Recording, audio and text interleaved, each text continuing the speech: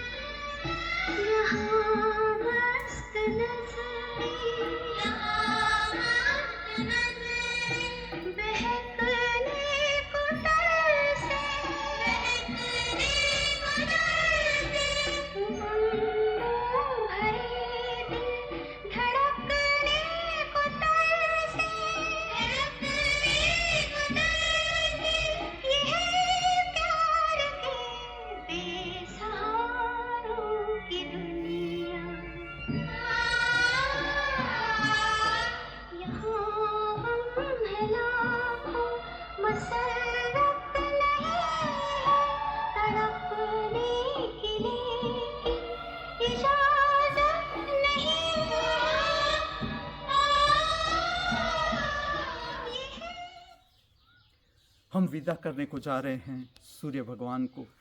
हम स्वागत कर रहे हैं पवित्र रात्रि का इस हार्दिक भावना और इस हार्दिक प्रार्थना के साथ कि इस विश्व का हर एक मनुष्य स्वस्थ एवं प्राकृतिक निद्रा को उपलब्ध हो तथा हम सब आज की पवित्र रात्रि का कल्याणकारी अनुभव कर सके। नमस्कार, वंदन, प्रणाम। कृपया ओम हिमांशु श्री का हार्दिक वंदन, नमस्कार, प्रणाम स्वीकार करें। अनुभव करें बहता हुआ समय, समय की धारा, जीवन की महाधारा। इसमें बहते हुए हम सब, बहता हुआ हमारा शरीर प्रतिपल सांस उच्छ्वास के साथ बहता हुआ हमारा मन, विचार की प्रक्रिया, विचार की धारा, बहता हुआ हमारा भाव शरीर, विविध भाव का बहना, प्रकट होना, मिटना। देखो, अभी अभी दिन का प्रारंभ, सूर्योदय था और संध्या ढलने को आई, रात का आगमन भी हो रहा है। आप सबका हार्दिक सप्रेम स्वागत है सांध्य समय की पवित्र प्रक्रिया, नृत्य सुदर्शनम प्रक्रिया में। आज की दो रचना में यहाँ की मधुकंस पुष्प वाटिका है, इसमें प्रकट करने को जा रहा हूँ।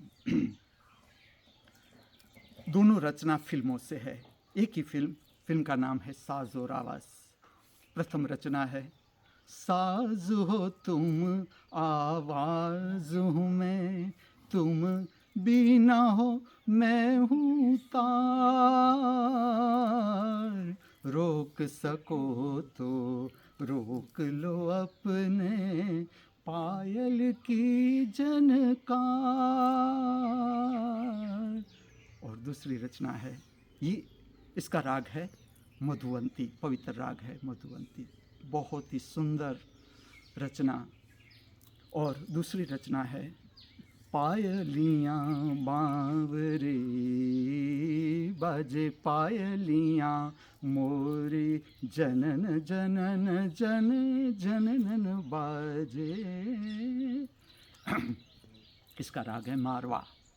ये नौशाद का कंपोजिशन है। दोनों कंपोजिशन मेरी दृष्टि से अद्भुत कंपोजिशन। जो फिल्मी नृत्य संगीत है, इसमें मधुवंती राग में इतना सुंदर नृत्य कंपोजिशन एक भी नहीं होगा मेरी दृष्टि से। और मारवा राग में भी ये जो नृत्य का कंपोजिशन है, मेरी दृष्टि से एक्स्ट्रा ऑर्डिनरी कंपोजिशन। और देखो कैसा संबंध होता है। मैं 5वें स्टैंडर्ड में था, गढ़सीसा कच्छ गुजरात का एक छोटा सा गांव, उसमें मैं पढ़ता था 5th स्टैंडर्ड में। उस समय मैं स्कूल का जब छूटने का समय होता है, उस समय मैं गुनगुनाता रहता था। इतना ही आता था मुझे, पूरा गीत भी उस समय मेरे हाथ में नहीं आया था, इतना ही गुनगुनाता था। पायलियाँ बांवरी, कुछ होता था मेरे भीतर। अब मैं कह सकता हूँ कि मेरे भीतर भीतर भीतर इसका नृत्य कंपोजिशन था, बहुत अंदर अंदर अंदर वो प्रकट हो रहा था उस समय। और देखो 5th स्टैंडर्ड का इस रचना का संबंध, और आज मैं आपके समक्ष प्रकट करने को जा रहा हूँ। मैं आपके समक्ष जो अभिव्यक्त कर रहा हूँ वो है भारत के शास्त्रीय नृत्यों का अंतर्गत रूप, अर्थात क्या, इसका आध्यात्मिक स्वरूप अर्थात क्या। जैसे कि मेरा अंतर जगत और ये दो रचना, इस रचना को मैंने क्या अनुभव किया, कर रहा हूँ। नृत्य एक ऐसा है कि जिसमें तैयार किया जाता है नृत्य को पहले से, और फिर अभिव्यक्त किया जाता है। ये भी मार्ग है। मैं आगे आपको ले चलता हूँ। मैंने ये दोनों रचनाएं तैयार नहीं की, अभ्यास जरूर, नृत्य का अभ्यास जरूर, लेकिन ये दोनों रचनाएं मैंने तैयार नहीं की। किस लिए? क्योंकि ऐसा है, मैं आपको जो नृत्य से परिचित करना चाहता हूँ वो है प्रेरणात्मक नृत्य। प्रेरणात्मक, जैसे कि ऐसा रचना बनती है, साज हो तुम आवाज हूँ मैं, मेरे कान में प्रविष्ट होती है रचना। उस समय तत्काल मेरे हृदय से, मेरे भीतर से क्या प्रकट होता है, क्या प्रकट होता है? संपूर्ण मौलिक और प्रेरणा शक्ति को प्राप्त करने की विधि, जिसका संबंध है सहस्त्रार चक्र के साथ भी और हृदय चक्र के साथ भी। क्योंकि कोई भी कला अर्थात प्रेम का ही प्रागट्य अर्थात हृदय चक्र।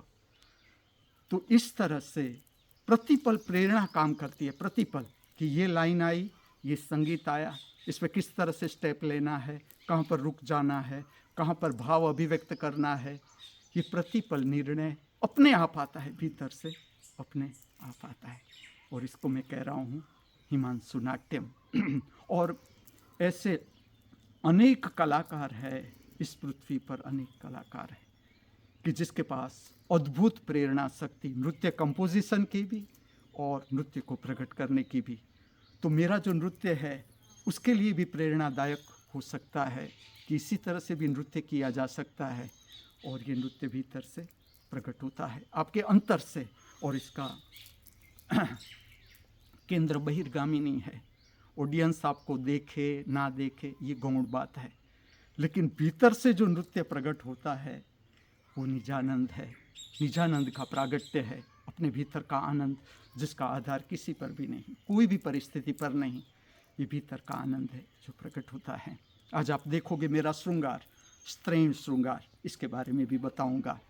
ये भी संपूर्ण मौलिक, संपूर्ण मौलिक।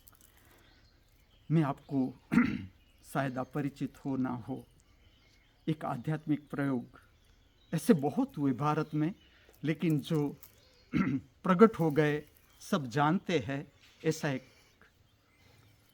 एक मैं इंसिडेंस कहूँगा इस तरह के एक प्रयोग का। रामकृष्ण परमहंस थे, काली माँ के परम भक्त, काली माँ के परम भक्त। मुझे भी काली माँ का स्वरूप उतना ही प्रिय, लेकिन समझना कि ये व्यक्तिगत बात है। जो मैं कहता हूँ आध्यात्मिक स्वरूप, आप हो, मैं हूँ, मेरा अपना अंतर जगत है, आपका अपना अंतर जगत है, मेरी अपनी जीवन की यात्रा है, आपकी अपनी जीवन की यात्रा है। इस पृथ्वी पर जितने भी मनुष्य है सबका अपना टेस्ट, सबका अपना स्वभाव। अब रामकृष्ण परमहंस की मैं बात कहूँ, वो बहुत सुंदर मिमिक्री आर्टिस्ट थे, शायद आप न जानते हो। ऐसे इंसिडेंट्स होते थे कि उसके पास जो उसकी सेंस ऑफ ह्यूमर था ये भी एक्स्ट्रा ऑर्डिनरी था। और ये कोई बड़ी बात नहीं, जैसे हमारे भीतर शक्ति शुद्ध होती है, ये सारे इसके परिणाम है। आपकी मजाक वृत्ति बढ़ जाती है, सेंस ऑफ ह्यूमर बढ़ जाता है, लाइटनेस बढ़ जाती है, क्योंकि शक्ति ऊपर की ओर जाती है। साहित्य, संगीत, कला में आपका रस बढ़ने लगता है। शास्त्रीय नृत्य और शास्त्रीय संगीत के प्रति आकर्षण क्या दिखाता है, मैं आपको कहूँ, हृदय चक्र की शुद्धता, या हृदय चक्र से ऊपर जाने लगी, शक्ति ऊपर जाने लगी। तभी ये संभव है, इससे पहले नहीं। इससे पहले आपको शास्त्रीय नृत्य या शास्त्रीय संगीत में रस नहीं पड़ सकता। अब जो रामकृष्ण परमहंस थे वो मिमिक्री आर्टिस्ट भी ऐसे थे। कई बार क्या था कि कोई व्यक्ति उससे मिलने आता था तो वो बहुत धर्म की चर्चा कर रहे हैं, व्यवस्थित चर्चा कर रहे हैं, उसे मार्ग बता रहे सब। फिर वो जा रहा है तो उसके पीछे ऐसी ही चाल करके जाते थे। शिष्य कहते थे कि आप क्या कर रहे हो, इससे पता चलेगा आपका नाम कितना बड़ा है, क्या लोग कहेंगे आपके बारे में। लेकिन ये मुझे कुछ भी नहीं लगता, ये साजिक था उसके। ये किसी की नकल नहीं करते थे कि आगे का कोई गुरु ये कर रहा था तो वो उसकी नकल कर, संपूर्ण साजिक। जो रामकृष्ण परमहंस का व्यक्तित्व था, बहुत सरल बच्चा जैसा व्यक्तित्व, और काली माँ के प्रति प्रगाढ़ प्रेम, प्रगाढ़। वो जो पूजा प्रार्थना करते थे, सजाते थे पूजा को, जो सजाते थे, लोग उसका दर्शन करते अवाक रह जाते थे। जो फरियाद लेकर आते थे मंदिर में, कुछ पूछने के लिए आते थे, सारे प्रश्न विलीन हो जाते थे। खाली दीप का प्रागट्य, पुष्पों का अरेंजमेंट। अब रामकृष्ण परमहंस का इतना प्रेम था काली माँ से, इतने वो डूब जाते थे कि जैसे काली माँ उसके भीतर ही प्रकट हो रही है। इसके परिणाम क्या आते थे मैं आपको कहूँ, शायद आप परिचित हो ना हो, मैं कहूँ। वो तो पुरुष का शरीर था, काली माँ के प्रेम में इतने पड़ जाते थे, इतने डूब जाते थे, एक ही हो जाता था रूप और उसका शरीर। उसके शरीर में स्तन आ जाते थे, स्तन स्त्रीण शरीर प्रकट हो जाता था। वो मासिक धर्म में आ जाता था उसका शरीर। ये भावात्मक प्रक्रिया है, कुछ भी नहीं, ये साहजिक है, ये किसी की नकल नहीं। भीतर से जो प्रकट हो रहा है हो रहा है। अंतर जगत की यात्रा में भीतर की जो शक्ति है वो विविध रूप से प्रकट होती है, विविध रूप से प्रकट है। और हमारे भीतर दोनों शक्ति है, माता की भी शक्ति है। हमारा जो शरीर है केवल माँ से प्रकट नहीं हुआ, माता और पिता दोनों की विद्युत है हमारे भीतर। अब चलो, मैं यही उदाहरण, मेरा भी काली माँ से इतना ही प्रेम, मुझे काली माँ का स्वरूप बहुत ही अच्छा लगे और अनेक नृत्यों में मैंने काली माँ को प्रकट किया, विविध रूप से काली माँ को। लेकिन मैं इतना नहीं डूब सकता काली माँ के प्रेम में, मेरा प्रेम। लेकिन जो रामकृष्ण परमहंस की गहराई थी काली माँ के साथ एक होने की, साजिकता, मेरा स्वभाव, मेरी रुचि, मेरा टेस्ट, मैं नहीं जा सकता। अब देखो, मुझे जीवन की यात्रा करनी है तो मैं पुरुष शरीर ही धारण करूँगा। समझ लो कि आज के बाद भी, इस जन्म के बाद भी मुझे पृथ्वी पर आना है कुछ काम करने के लिए, कुछ मेरा अधूरा रह गया या मुझे फिर से आना है इस पृथ्वी पर, मैं पुरुष शरीर ही धारण करूँगा। लेकिन मेरा जो स्त्रैण अभिव्यक्ति है, मेरी स्त्रैण अभिव्यक्ति या स्त्रैण श्रृंगार है, देवी श्रृंगार है, वो केवल भारत के शास्त्रीय नृत्य के संबंधित श्रृंगार। जैसा ही नृत्य समाप्त, ये मेरा संबंध टूट जाता है। लेकिन मैं ये भी कहूँ, ये मैं कोई डिसाइड नहीं करता कि आज मैं इस तरह से श्रृंगार करूँगा, ये करूँगा। ये प्रेरणात्मक शक्ति आती है, इसलिए ठीक से आप देखते जाए, ये इस तरह की शक्ति है। ये खाली नृत्य का ही प्रेरणा नहीं है, संपूर्ण जीवन की ये प्रेरणा है, जीवन जीने की प्रेरणा है, लेकिन नृत्य के रूप में, नृत्य के रूप में। और जो श्रृंगार की प्रेरणा है वो भी शक्ति है, वो भी इस तरह से प्रकट होती है शरीर में और संपूर्ण साजिक। मैं ऐसा नहीं कहूँगा कि मैं ये कर रहा हूँ तो आप भी वो करो, मैं ऐसा नहीं कहता। लेकिन मेरे साथ जो घट रहा है वो मैं प्रकट कर रहा हूँ। जो नृत्य मेरे भीतर से आता है, जब मैंने ये फिल्म का नृत्य देखा तो मुझे लगा ना, ये ठीक नहीं है, मेरी दृष्टि से ये ऐसा होना चाहिए। आज मैं प्रकट कर रहा हूँ, कोई और कलाकार देखता है, उसके हृदय में भी नृत्य है, उसे लगता है ये ठीक नहीं, ये तो ऐसे होना चाहिए, तो ऐसे होना चाहिए, विकासमान होना चाहिए। कला का एक भाग है वो पूर्ण विकासमान, ऊपर कोई बंधन नहीं कि ये इसी तरह से होना चाहिए, इसी तरह से, क्योंकि ये तो प्रगति ही हो गया इस भारत में। आज ऊंचाई पर, भारत के सब शास्त्रीय नृत्य ऊंचाई पर, तभी जो मैं प्रकट करने को जा रहा हूँ ये संभव है। ये इससे पहले संभव नहीं हो सकता। जब नृत्य शास्त्र परिपक्व अवस्था में नहीं होते, उससे पहले नृत्य का जो इसके बाद का रूप है वो प्रकट नहीं किया जा सकता, या श्रृंगार का रूप भी प्रकट नहीं किया जा सकता। तो श्रृंगार का भी आप दर्शन करोगे या नृत्य की गति का दर्शन करोगे, वो प्रतिपल प्राप्त होती है, ये शक्ति प्रतिपल प्राप्त होती है। और समझ लो कि आपका ट्यूनिंग हो रहा है। अगर श्रृंगार के साथ, नृत्य की गति के साथ, पवित्र संगीत के साथ, या पार्श्व दृश्य है जैसे कि फूलों का बगीचा है, उसके साथ पूरा वातावरण आपको छू रहा है, आप अनुभव करना। इसमें आप नीचे नहीं जा सकती। आपकी शक्ति आकाश की ओर ही बहेगी, ऊपर की ओर ही बहेगी, और उसका परिणाम है कि आपको अच्छा लगना या एक सुकून मिलना, अपने हृदय में सुकून मिलना, ये इसका परिणाम है।